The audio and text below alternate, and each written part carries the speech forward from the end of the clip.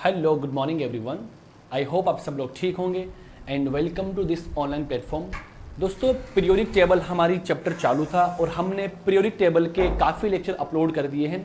Student, आज के इस लेक्चर से हम लोग बात करने वाले हैं एटॉमिक रेडियस। दोस्तों, कभी कभी एग्जाम में सवाल ये बन जाते हैं कि आपको बहुत सारे एटम्स मिल जाएंगे, बहुत सारे आयंस मिल जाएंगे और सवाल ये करेगा कि इनको इनके साइज के एक ऑर्डर में अरेंज कीजिए। सही है। अब आप लोगों को अलग अलग एटम्स मिल जाए, आपको अलग अलग आयंस मिल जाए, हम लोगों को उनको साइज के ऑर्डर में अरेंज करना आना चाहिए, जिसके लिए हम लोग एटॉमिक रेडियस का कॉन्सेप्ट हम लोग पढ़ते हैं। फॉर एग्जाम्पल, लेट सपोज मैं आप लोगों से पूछ लेता हूं, मैंने यहां पे लिख दिया दोस्तों, लेट सपोज मैंने यहां पे लिख दिया mn+2 और यहां लिखा मैंने दोस्तों mn+5 और यहां लिख दिया मैंने दोस्तों mn+7।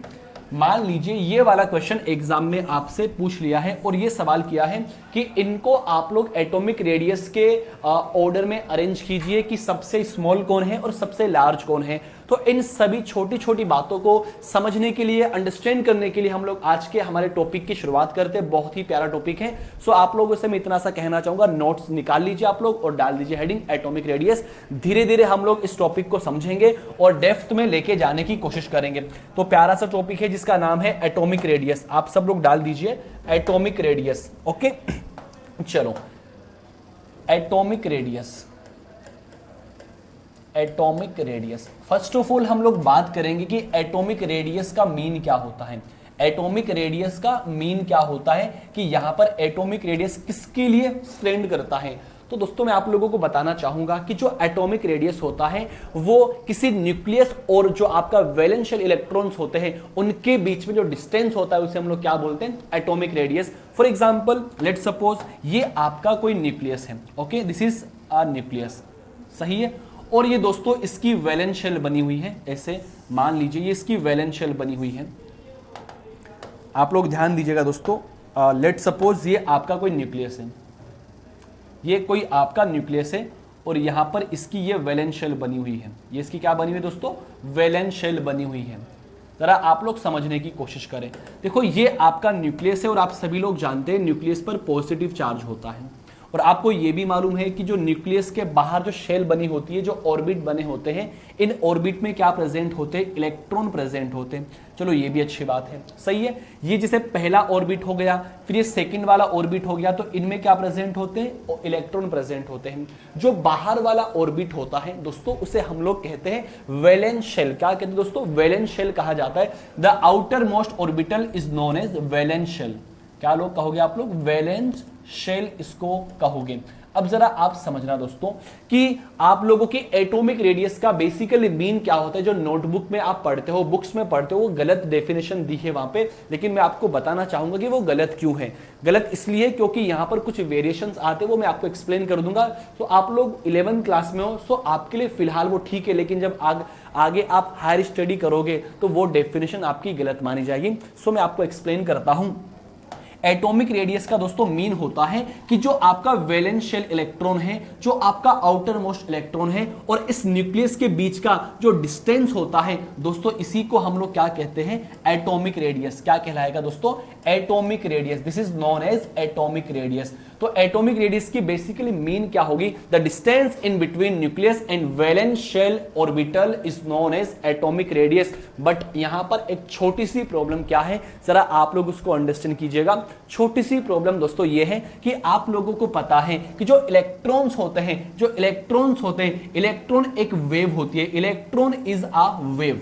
दोस्तों, इलेक्ट्रॉन क्या होती है, एक वेव होती है। जब इलेक्ट्रॉन एक वेव होती है तो मुझे आप लोग बता दीजिए, तो वेव कुछ इस तरीके से रिप्रेजेंट होगी। अरे वेव कुछ इस तरीके से रिप्रेजेंट होगी। तो जब वेव कुछ इस तरीके से रिप्रेजेंट है तो हम लोग क्या करते हैं, जो आपकी बाउंड्री होती है, जो आपकी आउटर मोस्ट शेल की बाउंड्री होती है, वो बाउंड्री को हम डिफाइन नहीं कर सकते कि इलेक्ट्रॉन कौन सी वाली बाउंड्री पर प्रेजेंट है। सो दैट हम लोग क्या बोलते हैं कि ये डेफिनेशन हमारी गलत है, लेकिन 11th क्लास के अकॉर्डिंग ये डेफिनेशन आपकी बिल्कुल करेक्ट है। तो यहां पे क्या होता है, जो बाउंड्री होती है, बाउंड्री जो होती है, boundary can't be decide, can't be define, can't be define बोल दो या डिसाइड बोल दो। हम बाउंड्री को डिफाइन नहीं कर सकते, जिसकी वजह से ये एटॉमिक रेडियस आपकी नहीं कहलाती। चूंकि ये आपका जो एटम प्रेजेंट है, ये एटम प्रेजेंट है फ्री स्टेट के अंदर। तो फ्री स्टेट के अंदर मैंने आपको सारी बात बता दी है कि फ्री स्टेट के अंदर क्या कहानी होती है। लेकिन दोस्तों अगर एक्चुअल में एटॉमिक रेडियस की बात करनी है तो हम लोग इनके बॉन्डेड फॉर्म में बात करते हैं, इनके इंटरेक्शन फॉर्म में बात करते हैं, इनके कॉम्बाइन फॉर्म में बात करते हैं कि कॉम्बाइन फॉर्म में इसका नेचर क्या होता है। तो बेसिकली हम लोग क्या कह सकते हैं कि on the basis of bond, कि भाई किस तरीके का बॉन्ड प्रेजेंट है, किस तरीके का बॉन्ड प्रेजेंट है, उस बॉन्ड के बेसिस पर हम लोग एटॉमिक रेडियस को 4 कैटेगरी में क्लासिफाई करते हैं।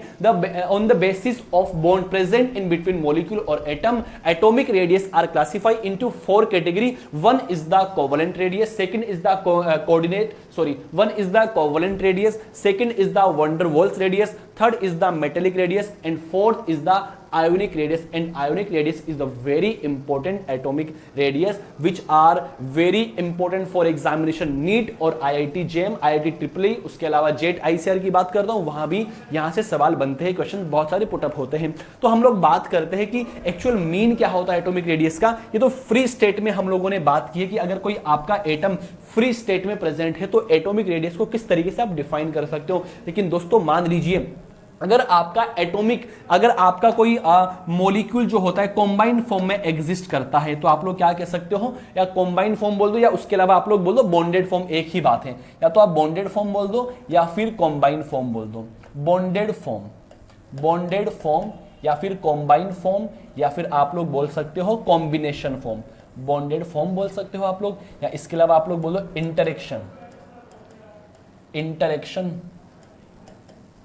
Interaction form. तो देखो बॉन्डेड फॉर्म किस टाइप का बॉन्ड प्रेजेंट है उसके बेसिस पर हम लोग एटॉमिक रेडियस को 4 तरीके से क्लासिफाई करते हैं। जरा आप लोग ध्यान दीजिएगा, पहली जो एटॉमिक रेडियस हम लोग डील करेंगे दोस्तों वो एटॉमिक रेडियस होती है आप लोगों की कोवलेंट रेडियस।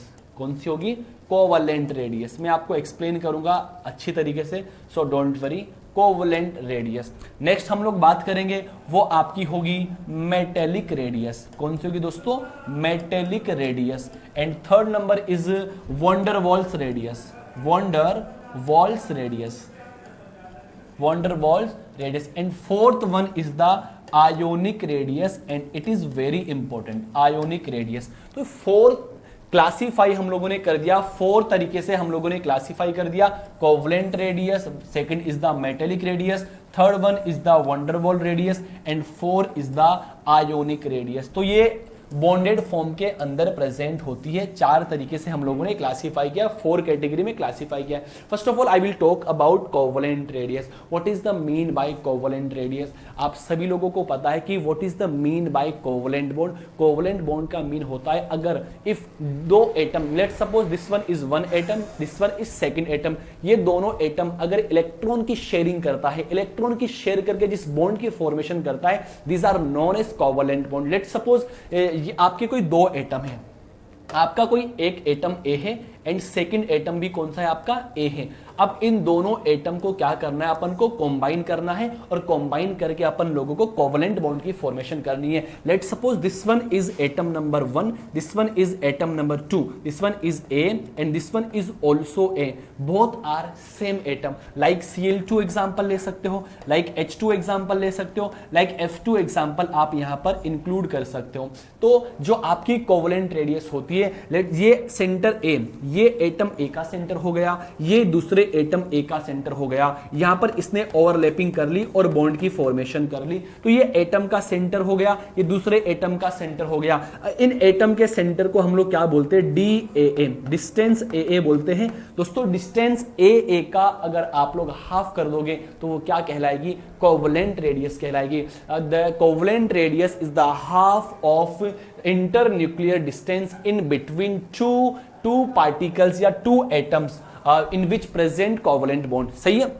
तो you can say the covalent radius is equal to distance between A and divide by 2। half of distance in between two internuclear particle center is known as covalent radius. Say yes or not. Okay अब covalent radius को अगर हम लोग आगे और define करते हैं, यहां पर आपने दो एटम काम में लिए, एटम नंबर 1 जो कि ए है, एटम नंबर 2 जो कि ऑल्सो ए प्रेजेंट है, सही है।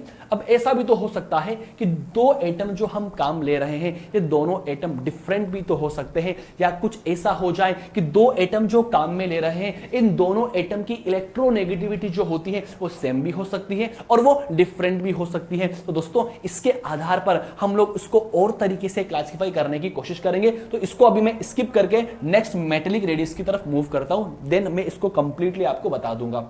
दोस्तों मेटेलिक रेडियस का मीन क्या होता है? As the name indicate, metallic means metals which are present in metals lattice. Metal lattice क्या होता है मैं आपको एक्सप्लेन करता हूं। लेट सपोज ये कोई आपकी आयरन की रोड है, लेट सपोज ये आपकी कोई आयरन की रोड है, this one is iron rod. ये आपका एक क्रिस्टल लेटिस जनरेट हो रहा है, क्रिस्टल लेटिस बन रहा है, और क्रिस्टल लेटिस पूरा बनाने के बाद में आप लोगों को यह बताना चाहूंगा कि जो आपकी मेटेलिक रेडियस होती है वो क्या होती है कि दो एडजासेंट पार्टिकल होते हैं, उनके बीच का सेंटर जो होता है, उनके बीच का सेंटर होता है, उनको क्या बोलेंगे बेटा जी? जैसे मान लीजिए ये ए है और ये भी ए है, डी ए ए, क्या बोलेंगे दोस्तों? डी ए ए कहेंगे। और इसका अगर आप लोग हाफ कर दोगे तो इसको हम लोग क्या बोलेंगे? मेटेलिक रेडियस बोलेंगे। दोस्तों क्या बोलेंगे? Metallic radius. दो एडजासेंट जो पार्टिकल होते हैं क्रिस्टल लेटिस में, उनके बीच में जो डिस्टेंस होता है, उनके सेंटर का जो डिस्टेंस होता है, अगर उसका आप लोग हाफ कर दोगे तो जो रेडियस जनरेट होती है उसको हम लोग क्या कहेंगे? मेटेलिक रेडियस कहेंगे। मेरा सवाल आप लोगों से छोटा सा ये सवाल है, अगर मैं आप लोगों से पूछना चाहता हूं कि कोवलेंट रेडियस और मेटेलिक रेडियस में क्या डिफरेंस होता है, इन दोनों में से स्मॉल कौन होती है और लार्ज कौन होती है, तो आप लोग क्या कहोगे दोस्तों? आप लोग यही तो कहोगे ना यार कि जो आपकी रेडियस एक्चुअल में क्या हुई है, एक्चुअल में रेडियस तो ये बनी है ना कि ये आपका सेंटर हो गया। देखो इन दोनों के बीच की जो डिस्टेंस होता है ये रेडियस होती है भाई, ये क्या होगी बेटे? रेडियस किसकी? Covalent radius. और अगर मैं इसकी बात करूं तो इन दोनों के बीच का हाफ यही हो गया यहां पर, तो ये वाली क्या कहलाएगी आप लोगों की? मेटेलिक रेडियस कहलाएगी। अब मुझे एक बात बता दीजिए, दोनों रेडियस में से बड़ी कौन और छोटी कौन, या आप ये कह सकते हो कि covalent radius and metallic radius के अंदर स्मॉल रेडियस कौन सी है? तो जरा आप सोचो, एक बार सोचकर आंसर को कमेंट कीजिए, मैं आपको समझाता हूं। दोस्तों एक बार आप इसको देखो और एक बार आप इसके छोटे से वाले पार्ट को देखो, इसको एक बार आप इसको देखो और एक बार आप इसको देखो। दोनों को देखने से हम लोगों को पता लगता है कि ये तो डिस्टेंस हो गई दोनों पार्टिकल के बीच की डी ए ए। अगर इसका अगर हम लोग हाफ कर देंगे तो क्या बन जाएगा? ये तो मेटेलिक रेडियस बन जाएगी। अगर हम लोग बात करते हैं कोवलेंट रेडियस की, तो कोवलेंट रेडियस के अंदर एक एटम दूसरे एटम में घुसा हुआ है, ओवरलैपिंग वगैरह हो रही है। अगर इनके बीच का डिस्टेंस लेंगे डी ए ए,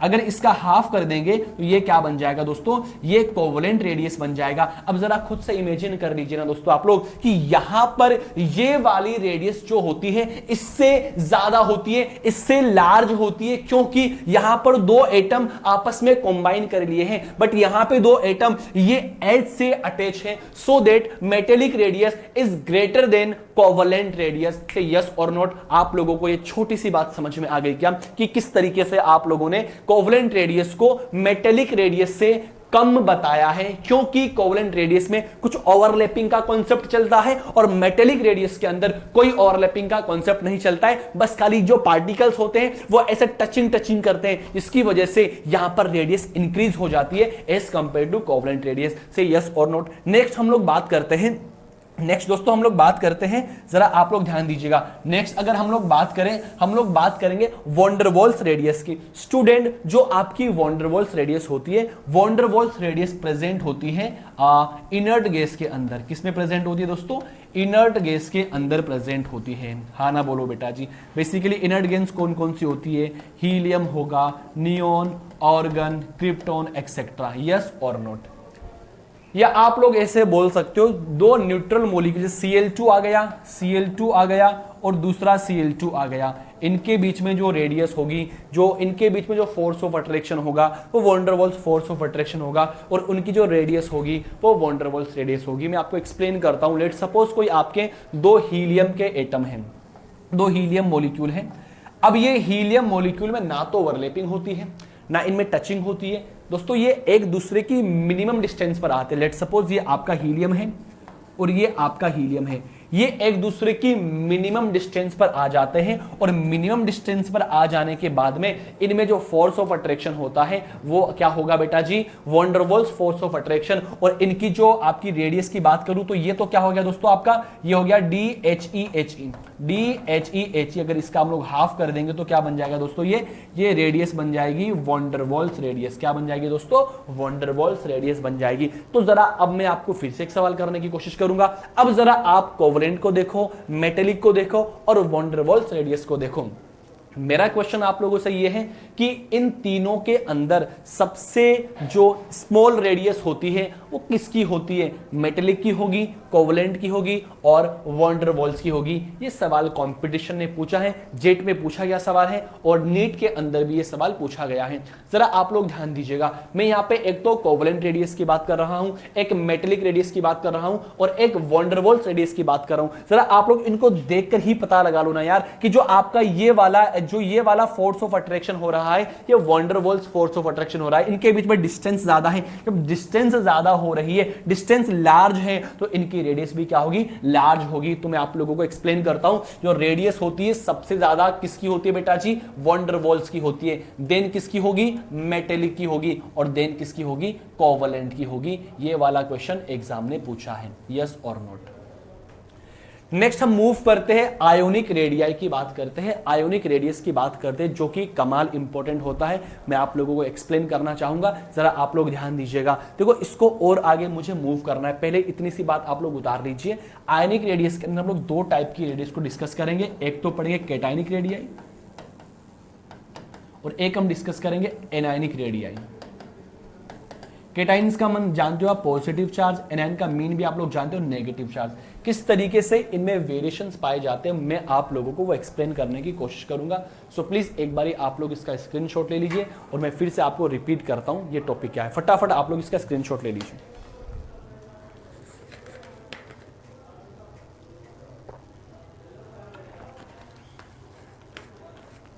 ओके, अब फर्स्ट ऑफ ऑल इसको मैं आगे एक्सप्लेन करता हूं दोस्तों। जो आपकी कोवलेंट रेडियाई होती है, कोवलेंट रेडियाई जो होती है, कोवलेंट रेडियाई, इसको मैं आपको एक्सप्लेन करता हूं। फर्स्ट ऑफ ऑल आप लोगों ने क्या कहा, जो कोवलेंट रेडियाई होती है वो सिंगल बॉन्डेड एटम के बीच में जो डिस्टेंस होता है उसका हाफ होती है। बिल्कुल करेक्ट आंसर है। लेट सपोज एग्जांपल के थ्रू, जैसे Cl2 का एग्जांपल हो गया या फिर H2 का एग्जांपल आप लोग मान लीजिए या फिर कोई भी मॉलिक्यूल A2 आप लोग मान लीजिए। ये कोई आपका एक एटम A हो गया और ये आपका दूसरा एटम ए हो गया जो कि यहां पर ओवरलैपिंग से बना हुआ है। ये ए हो गया, ये ए हो गया, इन दोनों के बीच में कुछ हुआ है, ओवरलैपिंग हुई है। ओवरलैपिंग क्या होता है नेक्स्ट चैप्टर में आपको पता लग जाएगा। ओवरलैपिंग से क्या बना है, एक कोवलेंट बॉन्ड की फॉर्मेशन हुई है। अब ये इसका सेंटर ए और ये इसका सेंटर ये रहा। अब इन दोनों सेंटर के बीच का जो डिस्टेंस होता है उसे तो हम लोग कहते हैं बॉन्ड लेंथ। क्या कहते हैं दोस्तों, बॉन्ड लेंथ कहते हैं। और जो रेडियाई क्या होती है दोस्तों, वो इसका हाफ हो जाती है। ये वाली क्या कहलाती है, ये रेडियाई कहलाती है। कौन सी, ये कोवलेंट रेडियाई कहलाती है। तो जरा एक्सप्लेन कीजिएगा आप लोग क्या कह सकते हो कि DAA/2 is equal to covalent radii. ये छोटी सी रिलेशन भी एग्जाम में पूछा गया है। अब मैं इसको आगे एक्सप्लेन करता हूं। अभी आप लोगों ने जो दो एटम देखे हैं, ये दोनों एटम की इलेक्ट्रोनेगेटिविटी सेम है। तो अब मान लीजिए आपके पास में ये सेम एटम आ जाए। सेम एटम में तो कुछ टेंशन लेने वाली बात नहीं है, लेकिन अगर आपके पास में डिफरेंट एटम देखने को मिल जाए, डिफरेंट एटम में केस नंबर फर्स्ट क्या बनता है दोस्तों, केस नंबर फर्स्ट ये बनता है कि आपके डिफरेंट एटम के अंदर जो दोनों एटम है उनकी इलेक्ट्रोनेगेटिविटी अप्रोक्सीमेटली सेम है। इलेक्ट्रोनेगेटिविटी दोस्तों क्या है, सेम है। लेट सपोज ये आपका ए है, ये आपका कौन है दोस्तों, ए है। और इधर देखना दोस्तों, ये तो आपका ए है और ये कौन है आपका बी है। मैंने क्या कहा, ये ए है और ये क्या है दोस्तों, बी है। इनकी इलेक्ट्रोनेगेटिविटी क्या है, सेम है। तो इसको तो क्या कहेंगे दोस्तों, बॉन्ड लेंथ कहेंगे। और ये बॉन्ड लेंथ किसके इक्वल हो जाएगी, इसकी रेडियस प्लस इसकी रेडियस। तो DAA is equal to RA plus RB के इक्वल हो जाएगी। करेक्ट। नेक्स्ट हम लोग बात करेंगे, अगर केस 2 की अगर हम लोग बात करते हैं केस 2 की अगर हम लोग बात करते हैं कि इलेक्ट्रोनेगेटिविटी इज डिफरेंट, इलेक्ट्रोनेगेटिविटी क्या हो जाए, डिफरेंट हो जाए। फॉर एग्जांपल HCl मॉलिक्यूल की मैं बात करता हूं तो मुझे एक बात बताओ, इलेक्ट्रोनेगेटिविटी का मीन क्या होता है? विद्युत ऋणता इसको हिंदी में कहा जाता है। इसका मीन क्या होता है? इसका मीन होता है the tendency to accept share by electrons, की भाई कि जो आपके शेयर बाय इलेक्ट्रॉन्स होते हैं उसको अट्रैक्ट करने की जो टेंडेंसी होती है उससे हम क्या कहते हैं, इलेक्ट्रोनेगेटिविटी कहते हैं। जैसे कि आप लोगों को पता है फ्लोरीन की इलेक्ट्रोनेगेटिविटी सबसे ज्यादा होती है, देन ऑक्सीजन की, देन नाइट्रोजन की होती है। लेट सपोज यहां पर कोई एक एटम ए है और इसकी इलेक्ट्रोनेगेटिविटी बी से ज्यादा है, सही है। तो जो क्या होगा, जो ए एटम है ये बॉन्ड के जो शेड पे जो इलेक्ट्रॉन्स होते हैं उनको अपनी ओर अट्रैक्ट करने का ट्राई करेंगे। तो यहां पे मान लीजिए ये कुछ इस तरीके का बॉन्ड बन गया और यहां पे जो इलेक्ट्रॉन का क्लाउड है ये ए की तरफ ज्यादा है, इलेक्ट्रॉन का क्लाउड क्या है, ए की तरफ ज्यादा है। तो यहां पर हम लोग क्या फॉर्मूला अप्लाई करेंगे,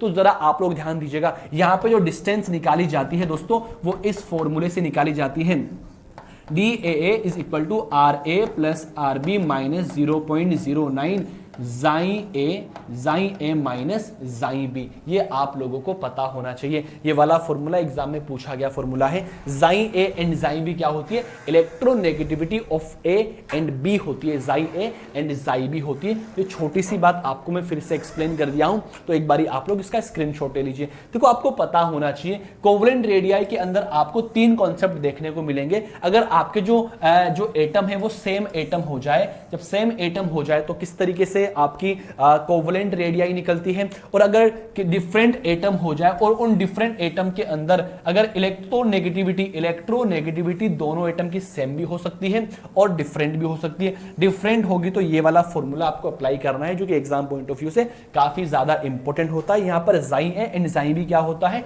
electronegativity of A and B, जो कि आपको गिवन होगी। बाकी आप लोग डिस्टेंस आराम से यहां से निकाल सकते हो, सही है। चलो अब हम लोग सबसे इंपॉर्टेंट जो बात करते हैं दोस्तों वो आयोनिक रेडियाई की बात करते हैं। ये काफी ज्यादा इंपॉर्टेंट सवाल होता है आयोनिक रेडियाई, जरा ध्यान दीजिएगा। आयोनिक रेडियाई की अगर हम लोग बात करेंगे, आयोनिक रेडियाई की अगर हम लोग बात करेंगे आयोनिक रेडियस के, देखो आयनिक रेडियस के अंदर 2 तरीके के हम लोग रेडियस को डिस्कस करेंगे। हम लोग कैटायनिक रेडियस की बात करेंगे और हम लोग एनायनिक रेडियस की बात करेंगे। फर्स्ट ऑफ ऑल हम लोग बात करते हैं कि आज जो कैटायनिक रेडियस होता है उसकी क्या कहानी होती है, जरा आप लोग ध्यान दीजिएगा। लेट सपोज ये आपका कोई एक एलिमेंट है M। ये M एलिमेंट जो होता है ये इलेक्ट्रॉन को लूज करके बनाता है M+, और ये क्या होगा, इलेक्ट्रॉन। तो इसकी जो रेडियाई होगी वो क्या होगी, कैटायनिक रेडियाई होगी। और मैं आपको एक्सप्लेन करता हूं भाई, जो आपकी कैटायनिक रेडियाई होती है ना बेटा जी, कैटायनिक रेडियस जो होती है वो इनवर्सली प्रोपोर्शनल होती है magnitude of positive charge, magnitude of positive charge. It means जितना ज्यादा पॉजिटिव चार्ज होगा उसकी जो कैटायनिक रेडियाई है उतनी ही कम होगी। जितना ज्यादा पॉजिटिव चार्ज होगा उसकी कैटायनिक रेडियाई उतनी ज्यादा कम होगी, उतनी ज्यादा स्मॉल होगी। फॉर एग्जांपल लेट सपोज मैंने यहां पे लिखा क्रोमियम +1, या सॉरी यहां पे लिखा मैंने दोस्तों Mn+2, यहां पे लिखा दोस्तों मैंने Mn+5, यहां लिखा दोस्तों मैंने Mn+7। आपको ये क्वेश्चन मिल गया है और क्वेश्चन ये मिला है, और क्वेश्चन क्या पूछा है कि इनको आप लोग जो आपकी कैटायनिक रेडियाई के ऑर्डर में अरेंज कीजिए कि सबसे ज्यादा लार्ज किसकी रेडियाई होगी, सबसे ज्यादा स्मॉल किसकी होगी।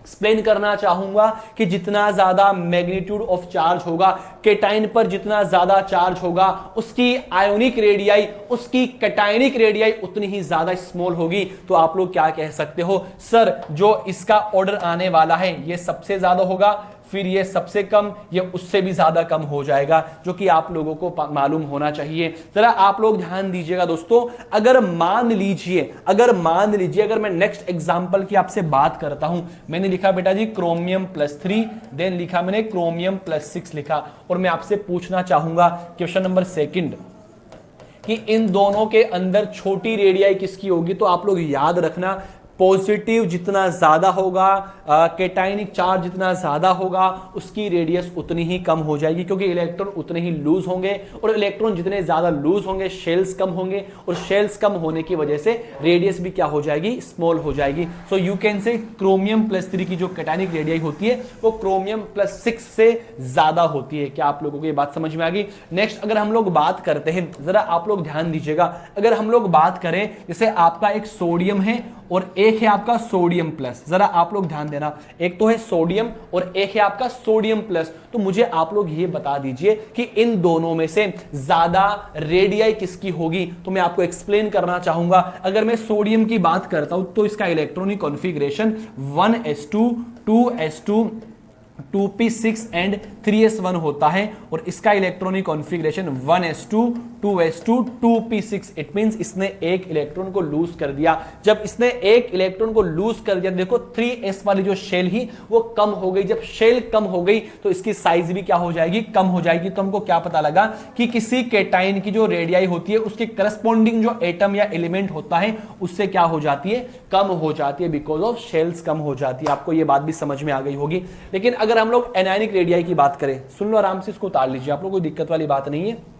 अगर हम लोग अनायनिक रेडियाई की बात करें, अनायनिक की बात करें, अनायनिक का मतलब क्या हो गया कि आपका कोई मेटल है या सॉरी आपका कोई एलिमेंट मान लीजिए, इसने एक इलेक्ट्रॉन को एक्सेप्ट किया और एक इलेक्ट्रॉन को एक्सेप्ट करने के बाद में क्या बना दिया, M- बना दिया। जब आपको पता है इलेक्ट्रॉन गिवन है, इलेक्ट्रॉन गेन हो रहे हैं, तो इलेक्ट्रॉन गेन होने की वजह से किसी ना किसी ऑर्बिट में जाएंगे। जब ऑर्बिट में जाएंगे, ऑर्बिट की नंबर इंक्रीज होगा, तो जाहिर सी बात है कि भाई उसकी एटॉमिक रेडियस साइज भी क्या हो जाएगी, इंक्रीज हो जाएगी। मैं आपको एक्सप्लेन करता हूं कैसे। अरे मान लीजिए दोस्तों, यहां पर मैंने आपको लिख दिया, यहां पे लिख दिया मैंने I- लिख दिया, और यहां पे लिख दिया दोस्तों मैंने I लिख दिया, और यहां पे लिख दिया दोस्तों मैंने I+ लिख दिया। और सवाल ये पूछता हूं मैं आप लोगों से कि इनमें से सबसे ज्यादा साइज किसकी होगी। तो एक्सप्लेन करना चाहूंगा मैं आप लोगों को कि भाई सबसे पहले तो नेगेटिव आएगा, और नेगेटिव के बाद में न्यूट्रल आएगा, और उसके बाद में कौन आएगा बेटा जी, कैटायन आएगा। ये बात आपको समझ में आनी चाहिए। सही है, चलो इतनी बात आपको समझ में आ गई। जैसे और एक एग्जांपल की मैं बात करूं कि मान लीजिए ये आपके एग्जांपल है A-2 A-3। आपसे सवाल कर ले, कोई क्वेश्चन पूछ ले कि सबसे ज्यादा साइज किसकी होगी। दोस्तों याद रखना कि जो आपकी जो एनायनिक रेडियाई होती है डायरेक्टली प्रोपोर्शनल होती है magnitude of charge on अनायन, magnitude of charge on अनायन, की अनायन पर कितना ज्यादा चार्ज है। तो सबसे बड़ा कौन होगा, A-3, फिर कौन होगा A-2, देन कौन होगा A-1 होगा। तो इस तरीके से हम लोग कैटायनिक और अनायनिक रेडियाई की हम लोग बात करते हैं। लेकिन आप लोग याद रखना, अगर आपको बहुत सारे एलिमेंट आपको मिल जाए, अगर याद रखना सबसे पहले तो कौन आएगा बेटा जी, अनायन की साइज बड़ी होगी, देन कौन आएगा बेटा जी, न्यूट्रल आएगा, उसके बाद में कौन आएगा, कैटायन आएगा। तो ये बात आपको पता होनी चाहिए। जैसे कि एक एग्जांपल के थ्रू आपको एक्सप्लेन करता हूं मैं। लेट सपोज आपके पास में एक एग्जांपल है, एक तो H+ हो गया और एक H हो गया और एक H- हो गया। सवाल ये है कि इनमें से सबसे ज्यादा साइज में बड़ा कौन, साइज में लार्ज कौन। तो आप क्या कहोगे कि सर जो H- होता है, पहले तो अनायन आएगा, तो सबसे H- सबसे आगे आ गया, फिर न्यूट्रल आएगा, न्यूट्रल कौन है, H हो गया, फिर उसके बाद में कौन आएगा दोस्तों, कैटायन आएगा। तो ये किसका ऑर्डर निकल गया, साइज का ऑर्डर निकल गया। सही है, तो छोटी छोटी बातें आप लोगों को पता होनी चाहिए। लेकिन दोस्तों अगर हम लोग बात करते हैं, हम लोग एक कॉन्सेप्ट की और बात करते हैं। मान लीजिए आपके पास में आइसो इलेक्ट्रॉनिक स्पीसीज आ जाए, आइसो इलेक्ट्रॉनिक स्पीसीज आ जाए। आइसो इलेक्ट्रॉनिक स्पीसीज का मतलब होता है कि उन स्पीसीज के अंदर इलेक्ट्रॉन्स के जो नंबर होते हैं वो इक्वल होते हैं, सब में इलेक्ट्रॉन्स इक्वल होते हैं। फॉर एग्जांपल मैं आप लोगों से बात करना चाहूंगा, जैसे O-2 मान लीजिए और F- मान लीजिए, उसके अलावा आप मान लीजिए F- मान लीजिए, उसके अलावा कौन है दोस्तों, Ne मान लीजिए, उसके अलावा Mg+2 मान लीजिए, उसके अलावा Al+3 मान लीजिए, उसके अलावा सोडियम प्लस मान लीजिए। ये आपको क्वेश्चन दे दिया और क्वेश्चन ये पूछा है कि इनको साइज के ऑर्डर में आप अरेंज कीजिए। तो मैं आपको बताता हूं, सबसे आगे तो कौन आएगा, एनायन आएगा। आइसो इलेक्ट्रॉनिक की बात करूं तो फिर कौन आएगा, न्यूट्रल आएगा, देन कौन आएगा, कैटायन आएगा। सबसे पहले आप लोग इलेक्ट्रॉन्स काउंट करो। देखो O के पास 8 इलेक्ट्रॉन माइनस होता है तो 2+2 ऐड करेंगे तो इसके पास 10 इलेक्ट्रॉन्स। F के पास 9 इलेक्ट्रॉन्स, -1 ऐड करेंगे तो 10 इलेक्ट्रॉन्स हो जाएंगे। Na के पास 10 इलेक्ट्रॉन, Mg+2 के पास भी 10, Al+3 के पास भी 10 और Na+ के पास भी 10 इलेक्ट्रॉन्स होते हैं। हमको क्या पता लगा कि इनमें जो इलेक्ट्रॉन्स होते हैं वो इक्विवेलेंट इलेक्ट्रॉन्स होते हैं। तो सबसे आगे कौन आएगा, इधर देखो एनायन आएगा सबसे आगे। तो चेक कर लीजिए कौन आएगा बेटा जी, O-2 साइज में सबसे बड़ा। फिर ये रहा एनायन F-, उसके बाद कौन आएगा, देखो इधर देखो ये न्यूट्रल आएगा, उसके बाद एनी नियोन।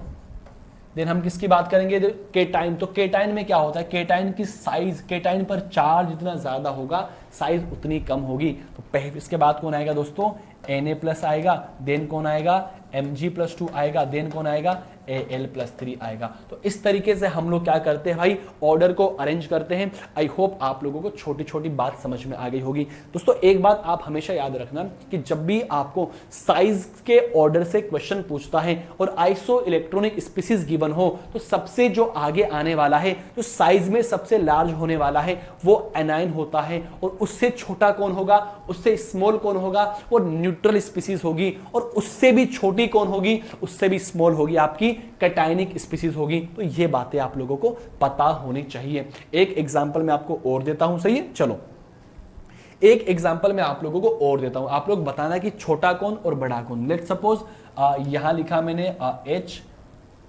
ये तो आपने कर लिया।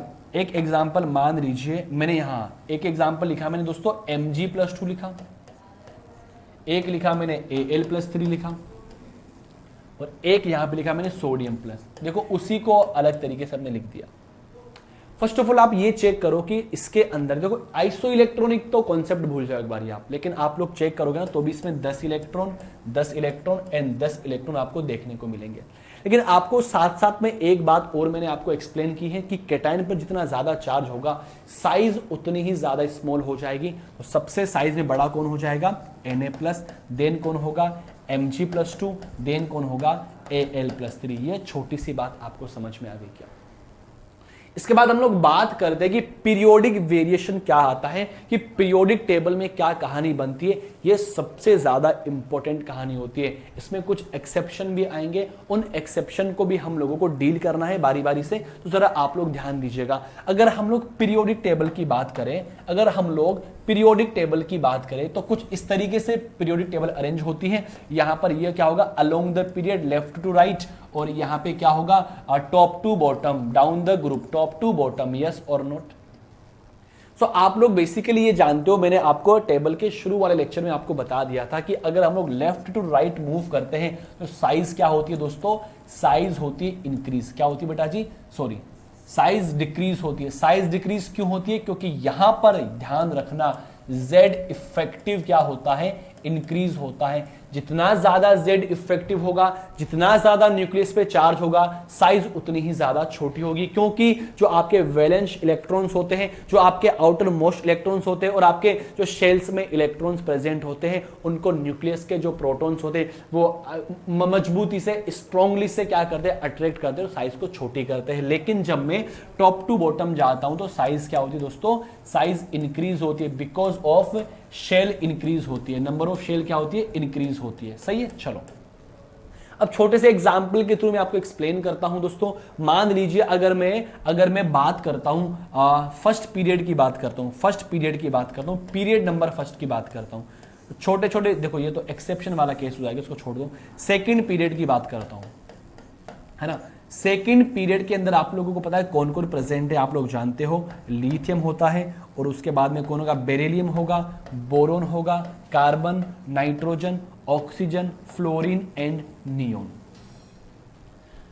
As you know that when we move in period left to right, the size of atom decrease, size of atom decrease because Z effective increase. But यहां पे छोटा सा वेरिएशन क्या आने वाला है, आप लोगों को पता होना चाहिए। जो आपकी नियोन होती है, नियोन क्या होगी दोस्तों, इनर्ट गैस होती है।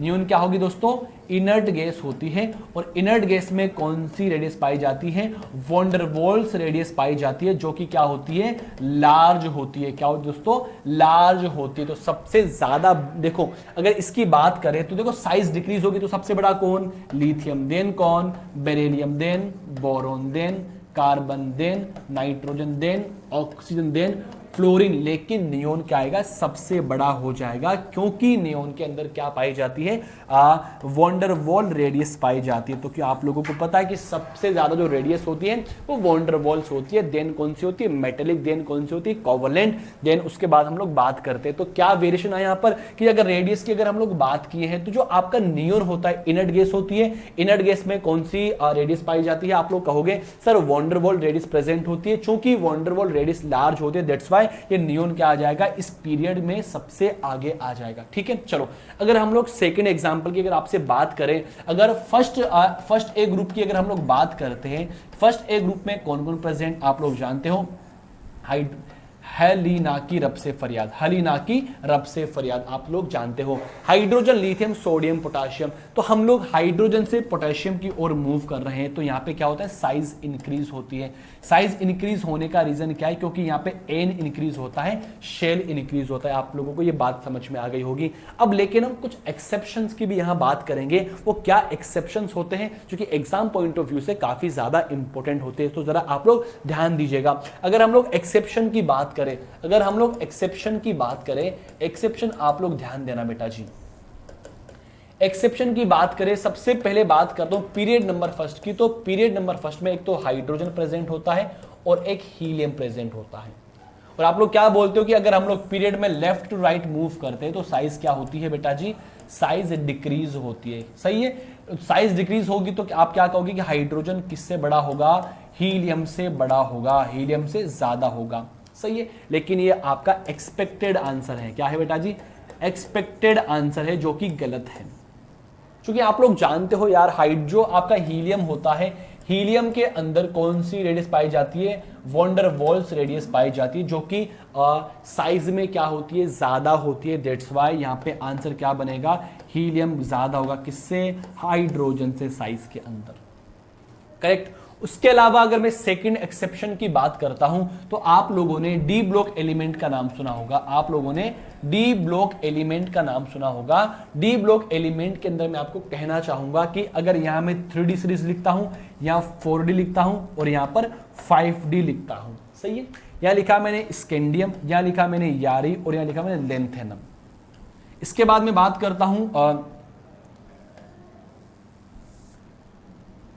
करता हूं टाइटेनियम, जिरकोनियम और हॉफनियम। देन हम बात करते हैं वो नवाब था, vanadium, niobium and TA. Yes और नोट।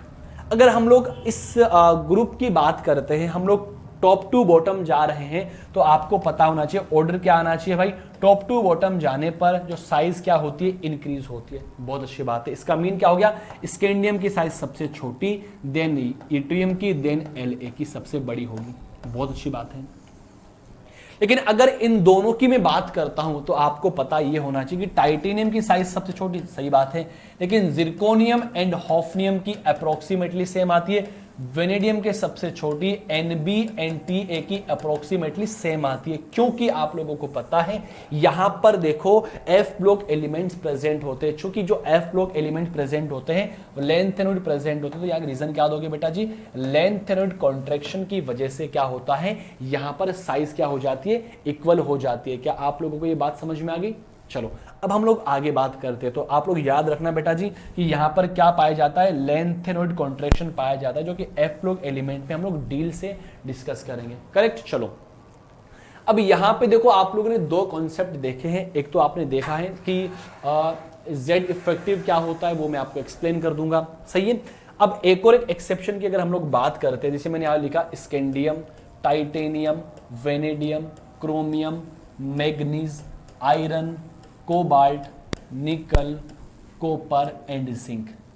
तो जनरली आप क्या कहते हो कि अगर हम लेफ्ट टू राइट मूव करते हैं साइज क्या होती है, डिक्रीज होती है। लेकिन आपको एक्सप्लेन करना चाहूंगा मैं दोस्तों, यहां पर स्कैंडियम से लेकर मैग्नीज तक जाने पर क्या होता है, साइज क्या होती है, डिक्रीज होती है। और उसके बाद आयरन से लेकर निकल तक क्या होगा दोस्तों, साइज क्या होगी, कांस्टेंट रहेगी। देन कॉपर से जिंक तक क्या होगा, साइज क्या होगी, इंक्रीज होगी। अब मैं इन तीनों बातों का रीजन देना चाहूंगा कि जो पहले वाला कॉन्सेप्ट जो होता है, यहां पर क्या होगा कि जेड इफेक्टिव जो होता है वो ग्रेटर देन होता है शील्डिंग इफेक्ट के, किसके होगा बेटा जी, शील्डिंग इफेक्ट के ज्यादा होगा।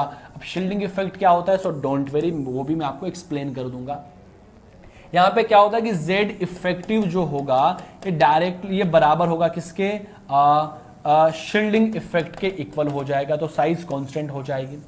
बट यहां पे जो Z इफेक्टिव होता है, यहां पे Z इफेक्टिव जो होता है वो लेस देन किसके होगा, शील्डिंग इफेक्ट के लेस देन होगा, जिसकी वजह से आपकी साइज इंक्रीज होती है।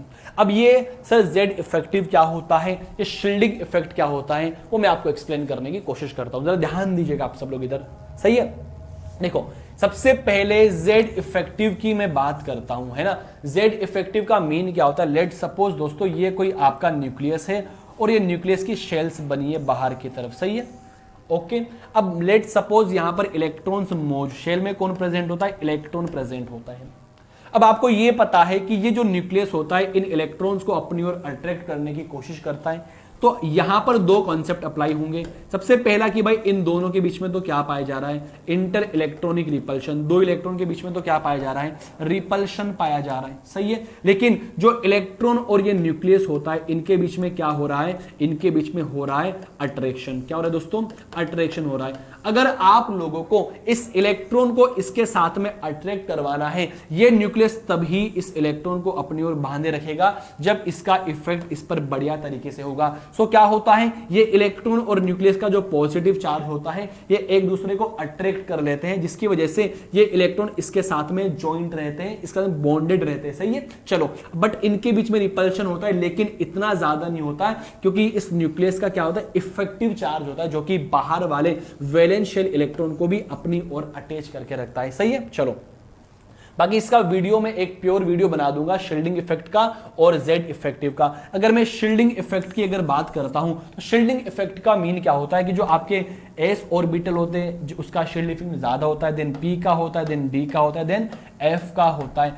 शील्डिंग इफेक्ट से मीन होता है कि जो आपके आउटर मोस्ट इलेक्ट्रॉन्स होते हैं उनको शील्ड करना। कैसे, मान लीजिए ये आपका कोई न्यूक्लियस है और ये आपके शेल बनी हुई है, छोटी सी तरीके से मैं आपको एक्सप्लेन करता हूं। ये न्यूक्लियस के शेल में कौन प्रेजेंट है दोस्तों, इलेक्ट्रॉन प्रेजेंट है, ये भी इलेक्ट्रॉन प्रेजेंट है, सही है।